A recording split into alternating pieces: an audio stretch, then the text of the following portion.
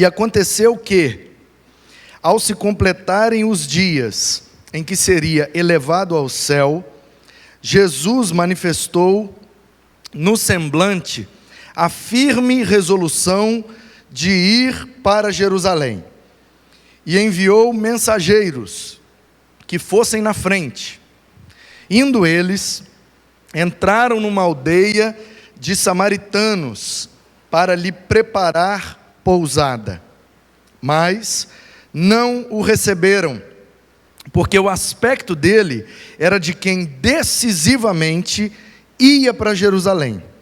Vendo isto, os discípulos Tiago e João perguntaram: Senhor, quer que mandemos descer fogo do céu para os consumir? Mas Jesus, voltando-se, os repreendeu e seguiram para outra aldeia. Amém. Nós estamos conversando esse mês sobre a transformação que o relacionamento opera em nós. Nós somos transformados pelo relacionamento, seja para o bem ou para o mal, seja para melhor ou para pior. Um relacionamento, quanto mais íntimo, mais transformador.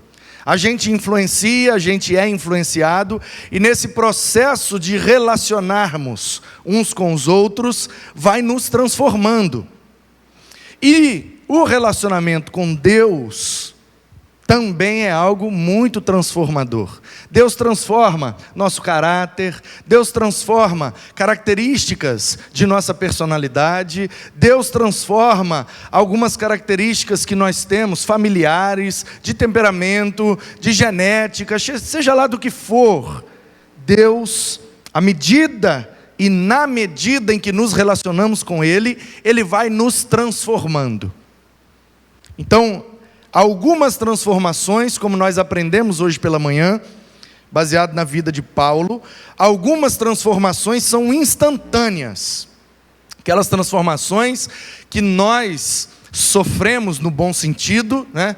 Sofremos a transformação no sentido que somos alvo dela, mas não que isso seja ruim, mas nós somos alcançados por essa transformação no momento em que convertemos.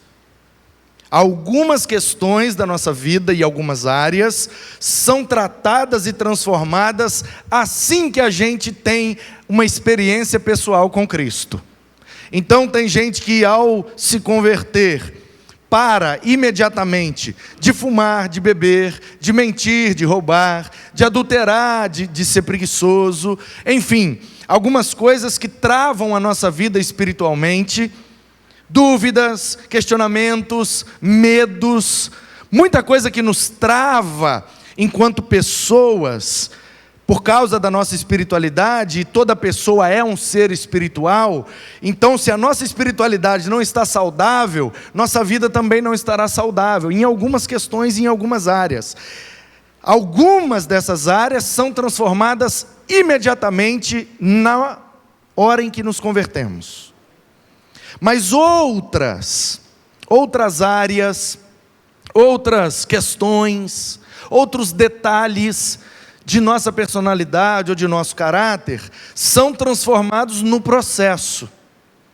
É o que muitos chamam de salvação e santificação. A salvação é um ato, no momento em que decidimos nos arrepender de nossos pecados, aceitar a Jesus como Senhor e Salvador, concordando com Deus que Ele está certo e nós estamos errados, e a gente se rende ao Espírito que nos convence da sua justiça, do nosso pecado e do juízo que todos vamos encarar. Nesse momento a gente, por aquele ato, é salvo.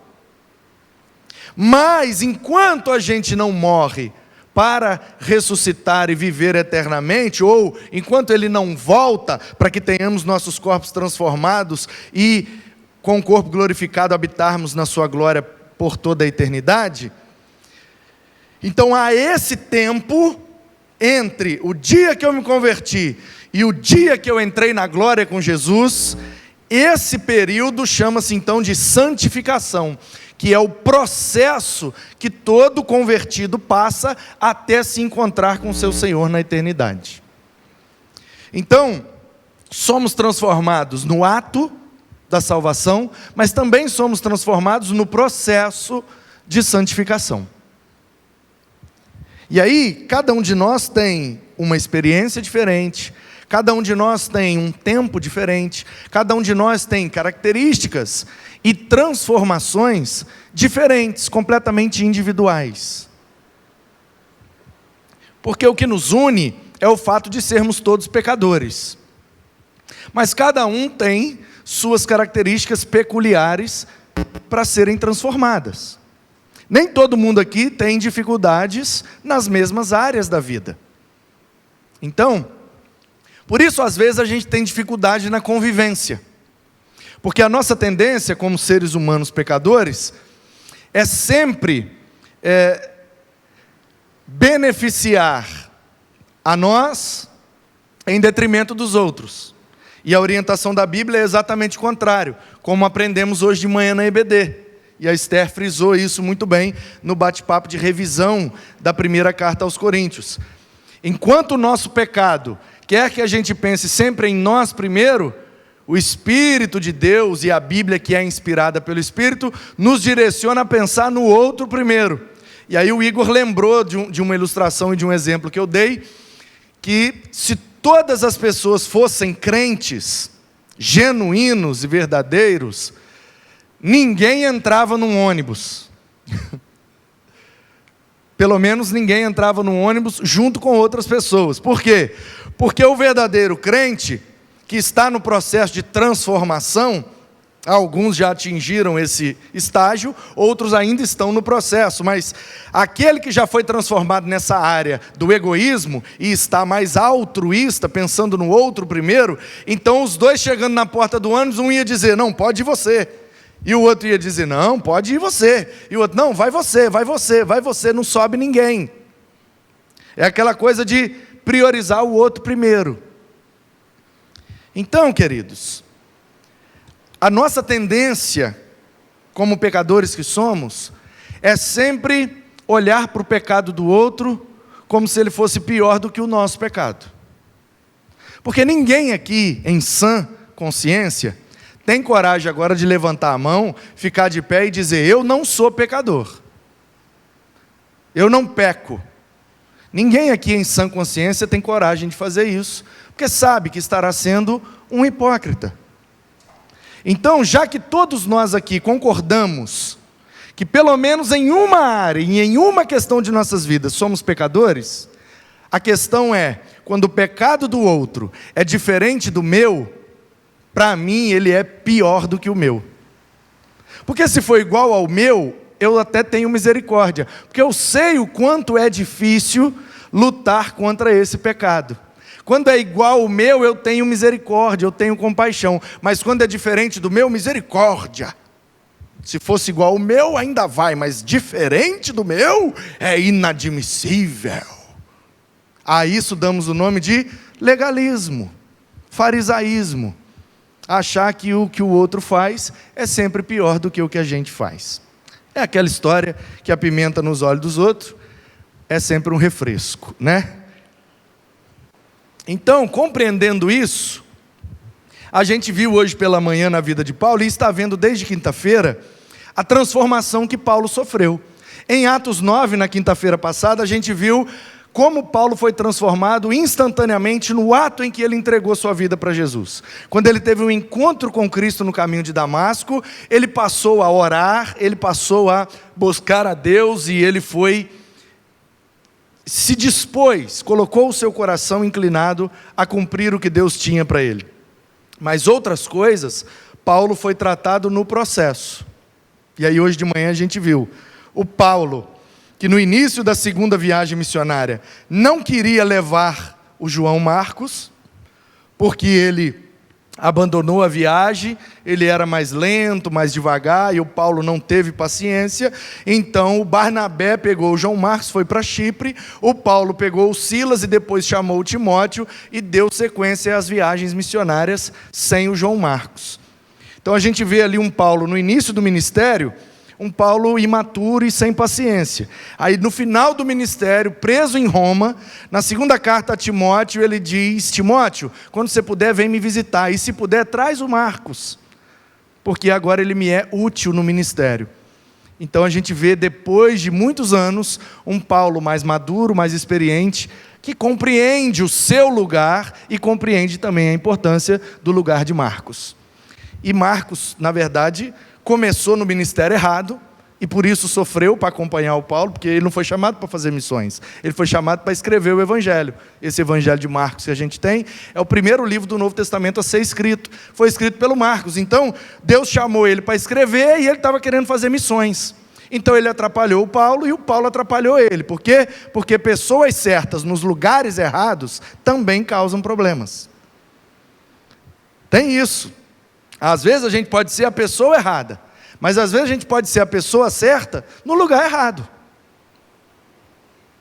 Então a gente precisa, e essa foi a grande lição da manhã, a gente precisa descobrir em Deus qual é de fato o nosso lugar. Só assim teremos uma vida espiritualmente produtiva e leve, porque não vai ser pesado se cada um tiver no lugar específico em que foi colocado por Deus e autorizado pelo Senhor a fazer tal serviço. Então, nessa mesma linha de que Deus transforma no ato, mas também transforma no processo, hoje a gente vai ver a vida desse apóstolo chamado João, que é conhecido como o apóstolo do amor, que é conhecido como o apóstolo mais doce, poético e agradável das Escrituras. O Paulo é bruto, ele senta o bambu mesmo. O João é doce, o João é amável, o João é uma gracinha, gente. É uma coisa linda.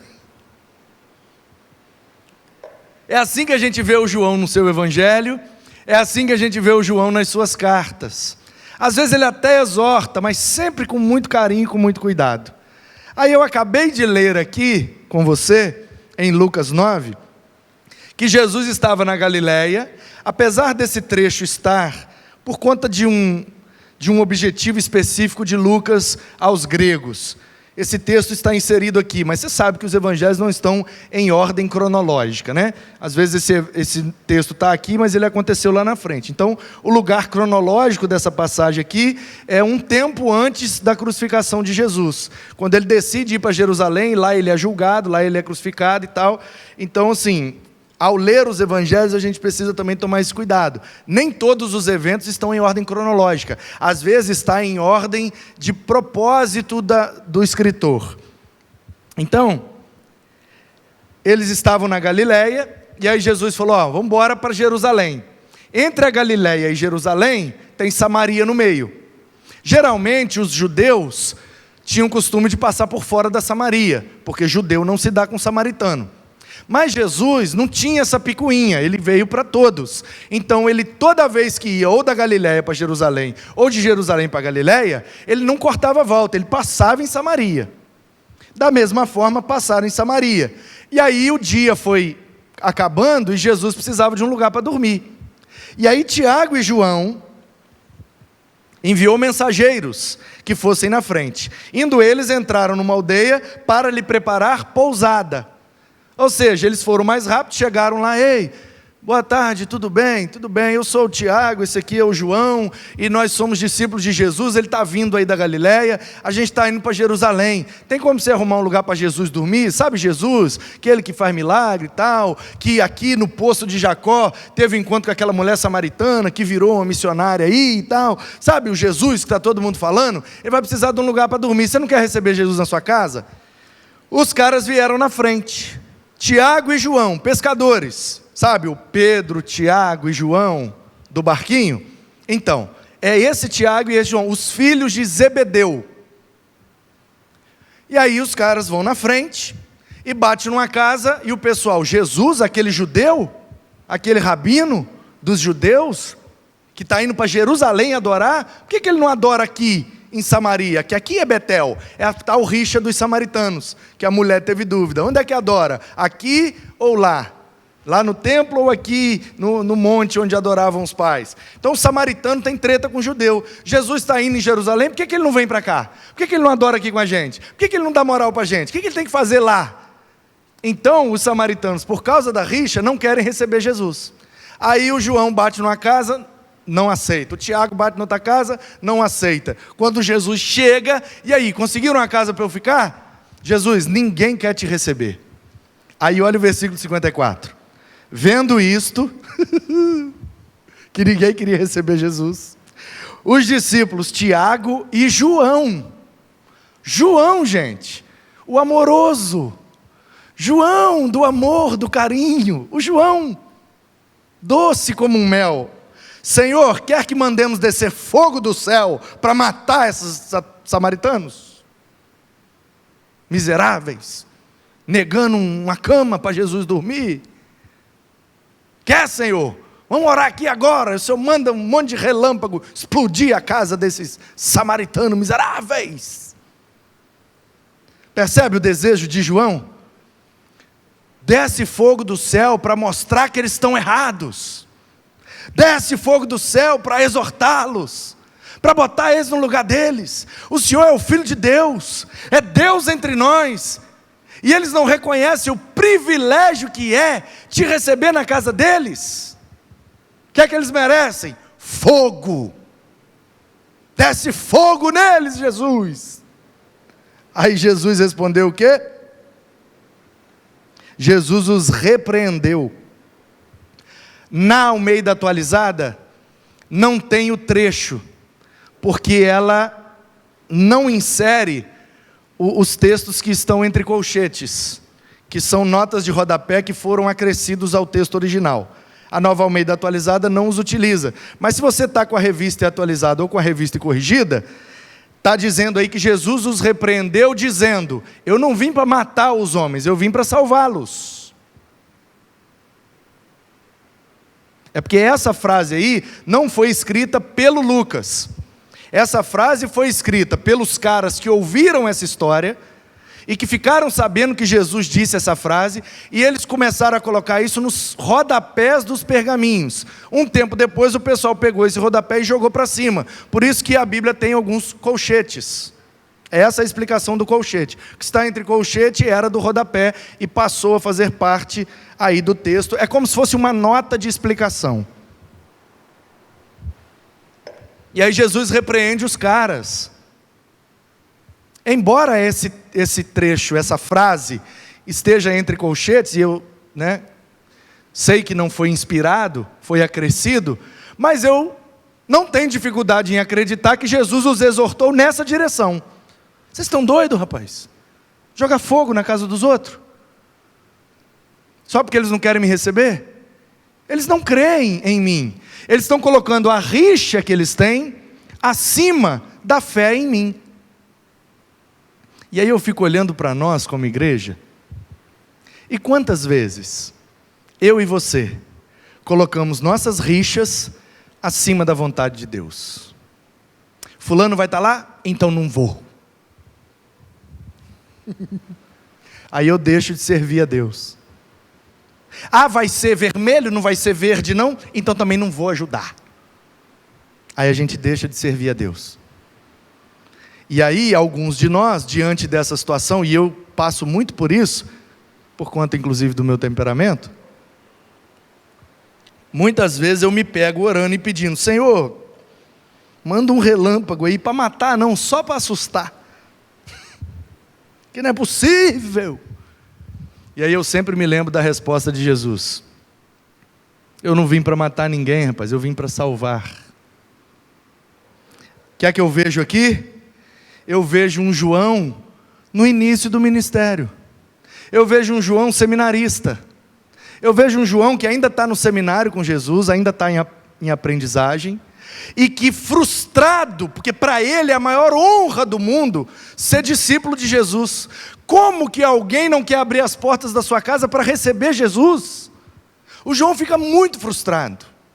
É como a gente, no início da caminhada, no primeiro amor, na ânsia de ver todo mundo recebendo Jesus, a gente quer empurrar Jesus para dentro de todo mundo. Mas nem todo mundo quer. Precisamos nos conscientizar dessa verdade. Nem todo mundo quer. O que é que a gente faz? A gente pede para Deus mandar fogo sobre eles? A orientação de Jesus é: deixa eles na liberdade deles, a casa é deles. Eles têm o direito de não me deixarem entrar na casa deles. Claro que para nós que temos Jesus em nossos lares, em nossas vidas, em nossos corações, isso é um privilégio, uma alegria tão grande, que a gente quer que todos tenham isso também. Mas a gente precisa se lembrar de respeitar a decisão e a autonomia das pessoas, de decidirem não quererem. E aí o João, que é o discípulo do amor, que é um cara extremamente sábio, que é o cara mais íntimo de Jesus, era o que estava em todos os momentos. Em todos os momentos. Nos milagres, geralmente os 12. Nos momentos e as multidões, né? Nos momentos de ensino, só os 12. Nos momentos de oração, só os 3. Pedro, Tiago e João. No momento de intimidade, só o João. Se deitava no colo do mestre, como poeticamente disse o Amaury naquela música do Hebron, né? Ouvia as batidas do seu coração. Só o João. Então, queridos, o João é discípulo? É. O João é convertido? É. O João já foi transformado em algumas áreas? Foi. Mas ele ainda precisa ser transformado nessa área. Ele é um cara que não sabe lidar com frustrações.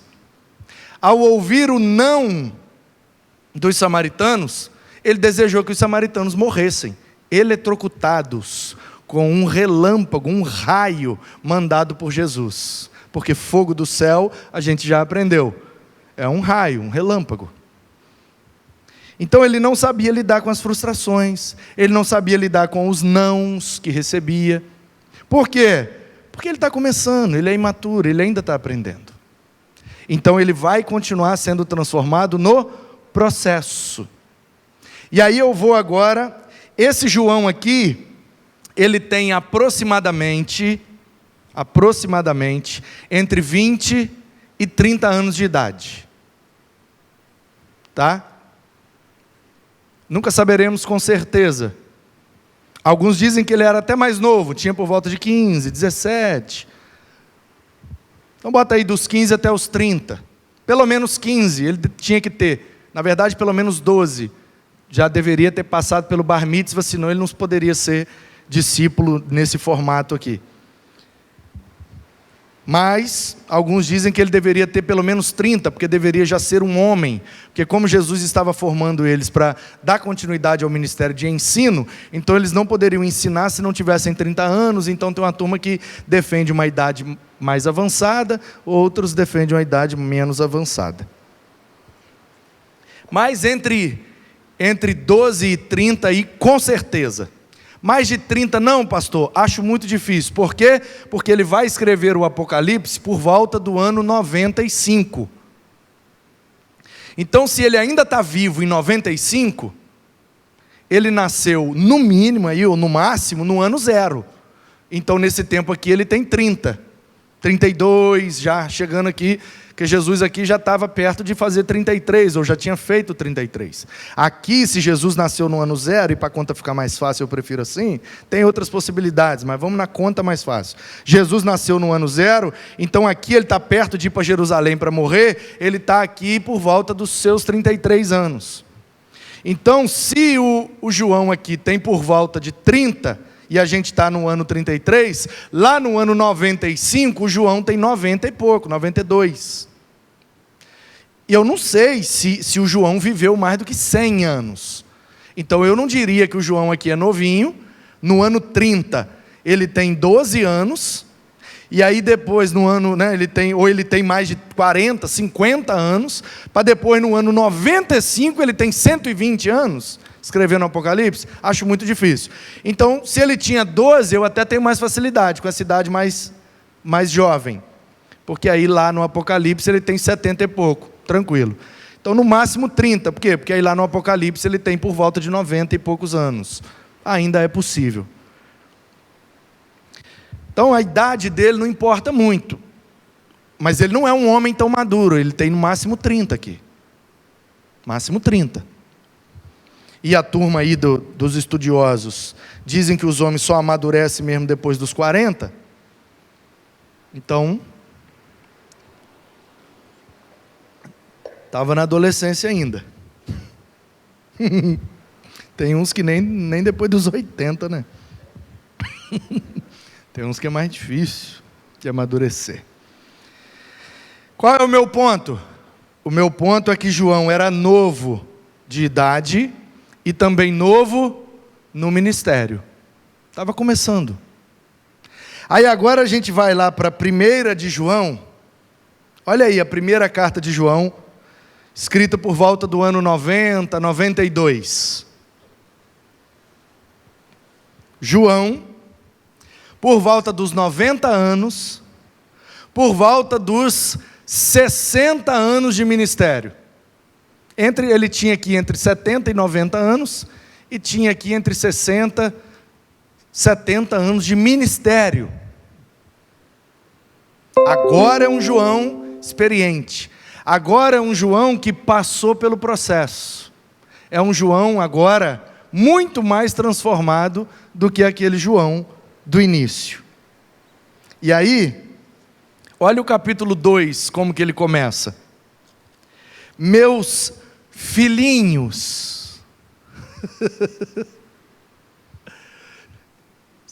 Você acredita que é o mesmo homem? Num texto ele está pedindo fogo do céu para matar os samaritanos. No outro ele está escrevendo para a igreja desviada, gente. A igreja do final do primeiro século, essa igreja aqui que João escreve, ela estava permeada de filosofias gregas. Uma confusão doutrinária tremenda, uma confusão de relacionamento. Ele exorta aqui a igreja em várias áreas. A fase talvez mais problemática da igreja primitiva é o ano 90. E o João escreve para a igreja mais problemática da história e chama eles de filhinhos. Meus filhinhos, escrevo-lhes estas coisas para que vocês não pequem. Mas se pecar, nós temos um advogado. Versículo 7. Amados, não lhes escrevo um mandamento novo, mas um mandamento antigo. O que é que ele está dizendo aqui? Desde que eu andei com Jesus, o mandamento é esse, que a gente tem que se amar. Vocês não aprenderam isso até hoje? Ele está exortando a igreja, ele está dizendo, já tem 60 anos que Jesus morreu, já tem 60 anos que a igreja aprende sobre o amor, e vocês até hoje não aprenderam a amar? Ele está sentando o cajado, mas olha como é que ele fala: amados, não lhes escrevo um novo mandamento, mas um mandamento antigo, que vocês tiveram desde o princípio. Esse é o mandamento antigo, é a palavra que vocês ouviram. Por outro lado, escrevo um mandamento novo, aquilo que é verdadeiro em vocês, porque as trevas vão se dissipando e a verdadeira luz já brilha. Quem diz estar na luz, mas odeia o seu irmão, está nas trevas até agora. Quem ama o seu irmão, permanece na luz e nele não há nenhum tropeço. Mas quem odeia o seu irmão está nas trevas, anda nas trevas e não sabe para onde vai, porque as trevas lhe cegaram os olhos. Olha que maneira poética, sábia, madura de exortar, gente. Filhinhos, escrevo a vocês. Pais, eu escrevo, jovens, escrevo porque vocês têm vencido o maligno, vocês são fortes.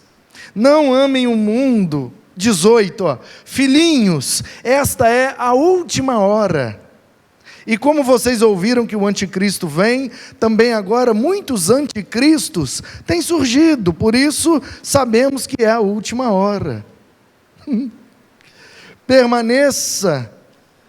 Olha só, 28. E agora, filhinhos, permaneçam nele, para que quando ele se manifestar, tenhamos confiança e não sejamos envergonhados, tendo de nos afastar dele no dia da sua vinda.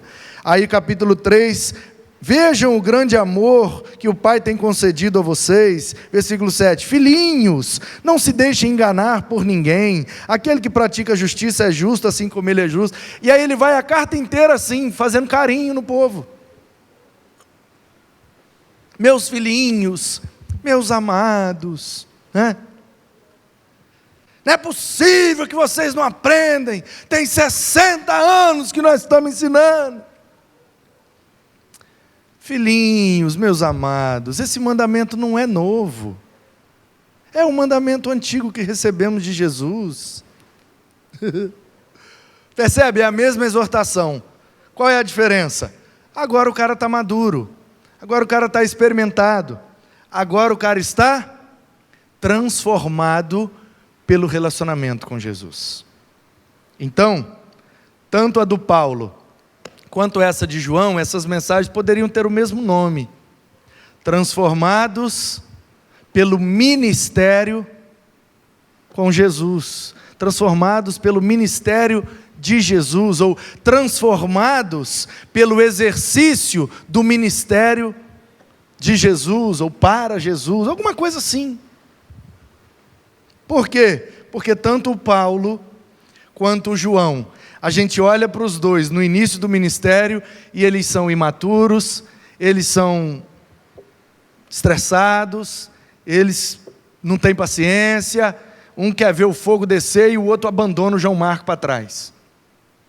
Mas no final da vida, no final do ministério, depois de todas as experiências, depois de toda a transformação e depois de todo o crescimento, a gente vê um Paulo e um João muito mais paciente, muito mais sábio, muito mais amoroso. Isso chama a nossa atenção para duas coisas. E aí eu encerro. Primeira delas, é normal, tá bom? É normal. Acontece comigo, acontece com você, acontece com todo e qualquer crente. No início da nossa caminhada, a gente tem uma transformação, mas ela é muito pequena em relação à transformação que teremos no final da nossa caminhada. É normal, irmãos, no início a gente errar, no início a gente falhar, no início a gente botar os pés pelas mãos, é normal. Eu me lembro uma vez que um irmão veio conversar comigo, mais velho, mais experiente, por conta de uma coisa que tinha acontecido na igreja, de uma decisão que eu tinha tomado, e ele não viu aquilo com bons olhos, e veio falar comigo: pastor, você não acha que se você tivesse tomado esse caminho aqui, seria melhor? Aí eu falei: acho, claro que eu acho. Aí ele falou: então por que você não tomou esse caminho? Eu falei: porque eu estou no primeiro ministério, que a hora de errar é agora, eu estou no início, eu vou deixar para errar no final? Quando eu tiver com 30 anos de ministério, aí é que eu vou errar? Não, irmão, a hora de errar é agora. E eu estava naquela ocasião com 3 anos de ministério. Eu falei: a hora de errar é agora, estou com 3 anos de ministério, vou deixar para errar quando tiver com 30? Não, o senhor que tem mais maturidade, que tem mais experiência, tem que ter um pouco de compaixão comigo, eu estou só começando, irmão. Agora é a hora de errar mesmo.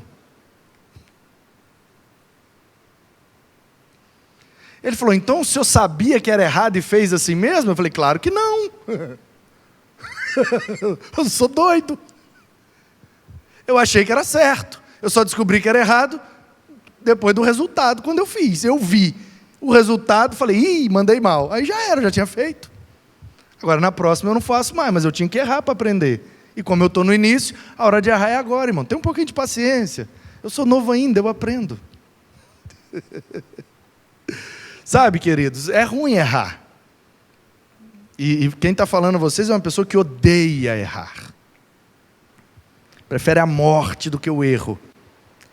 Mas ao longo do tempo, e eu ainda estou só começando, mas mesmo nesse pouco tempo de começo, eu já aprendi que eu não preciso ser tão exigente comigo mesmo.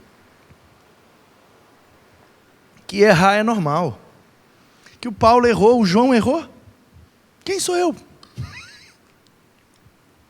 O João andava com Jesus, deitava no colo do homem, ouvia a batida do coração do mestre e pediu fogo do céu.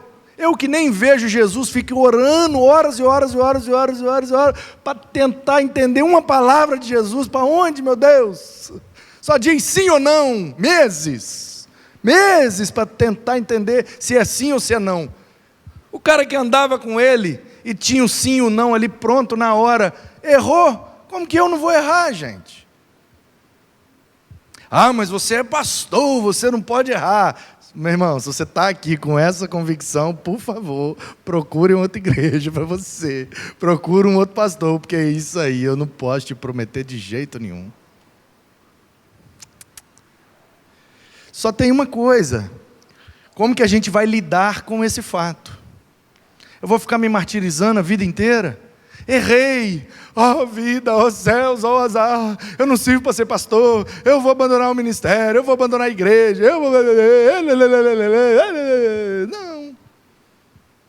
Errei, fazer o quê? E se eu errar de novo? Tentei acertar, mas errei de novo. Eita, errei. E aí? Porque às vezes, irmãos, presta atenção nisso. Às vezes, Deus nos perdoa. As pessoas nos perdoam. Às vezes, quem não nos perdoa é a gente mesmo. Porque Deus está pronto a nos perdoar. Algumas pessoas estão prontas a nos perdoar. São todas também não, mas algumas sim. Principalmente as transformadas. As maduras, as experimentadas. Por quê? Porque já passaram pelo processo e sabem que é difícil mesmo. Deus está pronto, algumas pessoas estão prontas. Às vezes é a gente que não está pronto para se perdoar. E aí a gente passa uma vida inteira se martirizando, porque eu não podia ter cometido esse erro, porque eu não podia ter feito isso, porque eu não podia... Meu irmão, um erro só é um erro quando você não aprende nada. Quando você aprende alguma coisa, não é mais um erro, é um mestre, é uma aula. Não é um erro, é uma aula. Já ouviu dizer que o cara que inventou a lâmpada elétrica foi Thomas Edison? Foi? O do microfone é quem? O Graham Bell, né? Telefone. Microfone é quem? Quem inventou o microfone? Diz que é o Neumann, né? O cara da Alemanha, Neumann, não sei o que, Neumann. Acho que é. Mas enfim. Existe uma história que corre, não sei se é verdade ou se é mentira, mas a mensagem que ela traz é muito verdadeira e muito preciosa. Que o Thomas Edison tentou mais de 100 vezes fazer uma lâmpada elétrica e falhou. E toda vez que ele errava, ele fazia tudo. Ligava, botava o vidro, ia lá ligar na tomada, vamos testar. Puf, explodia a lâmpada. A história diz, não sei se é verdade, mas ela é muito boa. Tem que ser verdade uma história dessa. Diz que quando explodia a lâmpada, e ele via que ele fracassou, ele dizia: descobri mais uma maneira de como não fazer uma lâmpada. E aí ele tentava de novo. Ligava na tomada, puf, explodia. Descobri mais uma maneira de como não fazer uma lâmpada. E ele foi por eliminação. Não é assim que faz, não é assim que faz, não é assim que faz, não é assim que faz, não é assim que faz. Tá, é assim que faz. Então, queridos, o primeiro ponto dessa mensagem é esse. Se o João, nesse momento que foi repreendido por Jesus aqui, e tem até, né, algumas versões que trazem a expressão Boanerges, que Jesus chamava Tiago e João de Boanerges, que seria traduzido por filhos do trovão, ou filho do trovão, porque eles eram muito ansiosos, estressados, mata esse povo, dá-se fogo, trovão no sentido de estressados demais. Imagina se o João tivesse ouvido aquela repreensão de Jesus e dito assim: então eu não sirvo para ser discípulo, então eu não sirvo para ser apóstolo, então esse negócio, eu entendi errado, Jesus. Eu achei o seguinte, que quem tivesse com a gente beijava, quem não tivesse com a gente matava. Aí Jesus: não, rapaz. Inclusive em outro trecho, em outro evangelho desse mesmo contexto, vai dizer que Jesus diz, né? Quem não está contra nós é por nós, ou quem não é por nós é contra nós. Então, fica calmo, João. Fica tranquilo. Não precisa matar ninguém, não. Ninguém vai morrer por causa disso. Eu fico imaginando se o João, porque Jesus não ia mandar ele embora por isso. Jesus não mandou ninguém embora por causa de pecado. Repare isso. Nunca Jesus mandou as pessoas ir embora do seu relacionamento por causa de pecado. Às vezes Jesus mandou embora por falta de arrependimento ou por excesso de legalismo. Quem chega perto de Jesus para se relacionar com Ele, achando que é bom, que está certo, aí ele não se relaciona, não. Como disse não sei se foi o Moody ou se foi o Spurgeon, Jesus nunca despediu ninguém vazio, a não ser aqueles que estavam cheios de si mesmos. Essa é boa, hein? Essa é para você postar, não é minha não. Acho que eu mudei um pouco as palavras, mas a ideia é de um pregador aí do século 17, 18, 19, ou o Moody ou o Spurgeon. Jesus nunca despediu ninguém vazio, a não ser os que estavam cheios de si mesmos. Só tem um tipo de gente que Jesus não quer no seu relacionamento: os que se acham bons e perfeitos. Então, em primeiro lugar, perdoe-se. Perdoe-se, você está no processo. Somos todos novos, a gente ainda aprende muito. A gente ainda tem muito para aprender. Perdoe-se. Mas eu errei com meu filho, eu errei com minha esposa, eu errei no curso que eu escolhi, eu errei na profissão que eu escolhi, eu errei naquela decisão, eu errei naquela compra, eu não devia ter feito aquele investimento, ou devia ter feito o investimento, não fiz, eu errei. Perdoe-se, perdoe-se. Você fez o que achava melhor, você fez o que você podia naquele momento, naquele tempo, com aquela cabeça que você tinha. Se eu pudesse voltar no tempo também e eu tivesse hoje 10 anos com a cabeça que eu tenho hoje, eu também erraria muito menos. Mas o tempo não volta, irmãos. Então perdoe-se e reconheça, você está no processo. O Paulo errou, o João errou, o Pedro errou, todo mundo errou, e continua todo mundo servindo a Deus, e está tudo aí na Bíblia como exemplo para nós. E em segundo lugar, permita-se. Perdoe-se e permita-se. Ajude Deus no seu processo de transformação. Não seja um crente Gabriela. Eu nasci assim, eu cresci assim, vou morrer assim. Gabriela. Seja Gabriela não, irmão.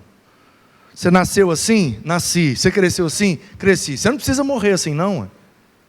Não, pastor, porque pau que nasce torto nunca endireita. Endireita, eu conheço um carpinteiro bom de serviço. Então, perdoe-se e permita-se. Mas lá em casa todo mundo é assim. Conversa fiada.